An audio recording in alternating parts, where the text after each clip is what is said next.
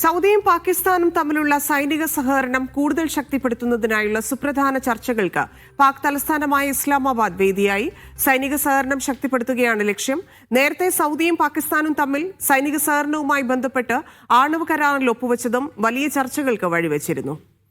വിവരങ്ങളുമായി മിഷാൽ ചെർപ്പുളശ്ശേരി ചേരുന്നുണ്ട്. മിഷാൽ, ഏറെ സുപ്രധാനമായ ചർച്ചയാണ് നടന്നിരിക്കുന്നത്. എന്തൊക്കെ കാര്യങ്ങളിൽ തീരുമാനമായിരിക്കുന്നു? വിശദാംശം. സൗദിയും പാകിസ്ഥാനും തമ്മിലുള്ള സൈനിക സഹകരണം കൂടുതൽ ശക്തിപ്പെടുത്തുന്നതിന്റെ ഭാഗമായാണ് കൂടിക്കാഴ്ച നടന്നത്. സൗദി ജനറൽ സ്റ്റാഫ് മേധാവി ലഫ്റ്റനന്റ് ജനറൽ ഫയ്യദ് അൽ റുവൈലിയാണ് സൗദിയെ പ്രതിനിധീകരിച്ച് ചർച്ചയിൽ പങ്കെടുത്തത്.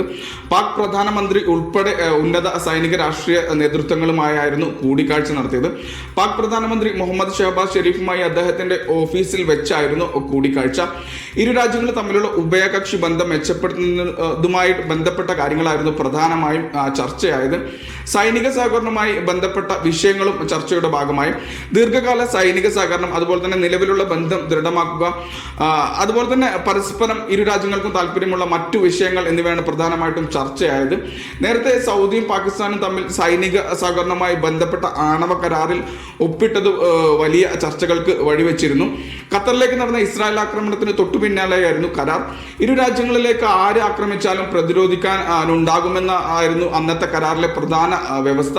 ഇത് ബന്ധപ്പെട്ട ആശങ്ക ഇന്ത്യ സൗദിയെ നേരത്തെ അറിയിച്ചിരുന്നു. ഇന്ത്യ പാകിസ്ഥാൻ ബന്ധങ്ങളിലെ പിരിമുറുക്കങ്ങളുടെ പശ്ചാത്തലത്തിൽ ഇത്തരം കരാറുകളും കൂടിക്കാഴ്ചകളും പ്രത്യേകം പ്രാധാന്യം അർഹിക്കുന്നുണ്ട്.